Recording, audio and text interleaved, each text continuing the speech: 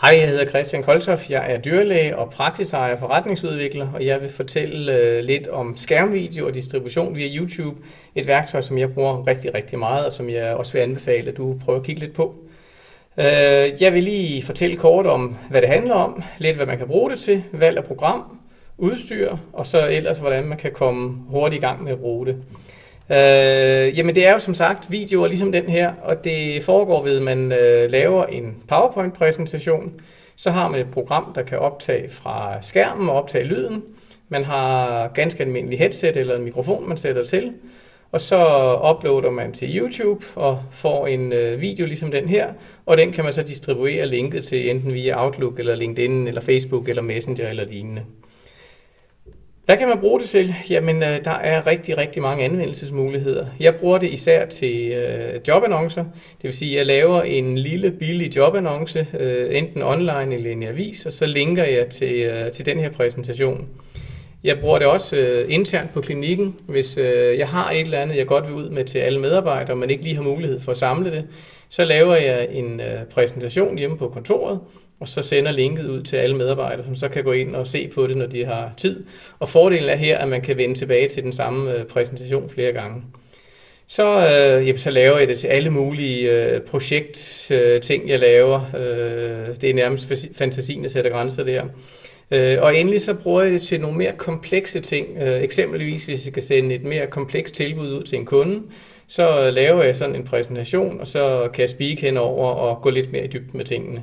Men som sagt, fantasien sætter grænser. Hvad skal man vælge af program? Jamen, der er 2 programmer, som jeg bruger. Det ene det er Bandicam, og det andet det er Camtasia Studio. Fordelen ved Bandicam er, at det er billigt, koster $40, og det er utrolig nemt at bruge. Ulempen er, at det viser ikke webcam, og nogle gange kunne jeg godt tænke mig, at man også kan se et billede af den, der snakker. Og der er ikke nogen klippemuligheder, det vil sige, at man skal tage det i en køre.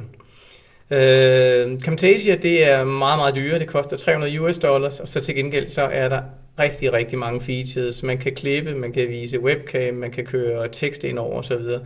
Udfordringen er, at det er komplekst at bruge. Jeg har haft det længe, og jeg er nærmest ikke kommet i gang med at bruge det ordentligt nu. Men hvis man vil lidt mere professionelt arbejde med det, så er Camtasia helt klart det, man skal gå for.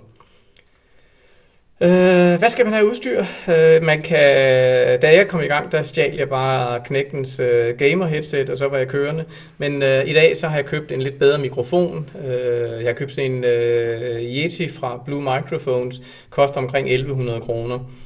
Og jeg synes, lyden bliver noget bedre. Men ellers så har man ikke rigtig brug for noget udstyr andet end den mikrofon, der sidder på headsettet.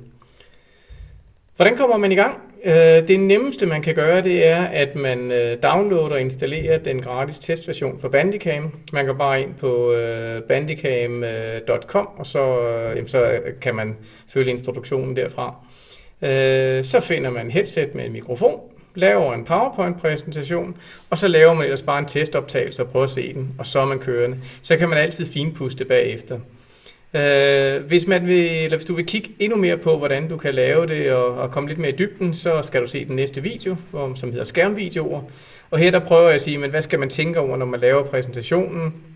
Hvordan optager man fremlæggelsen? Hvordan uploader man til YouTube? Og hvordan distribuerer man? Der går jeg lidt mere i dybden med det. Men det var alt for denne gang. Håber på at se dig igen. Hej.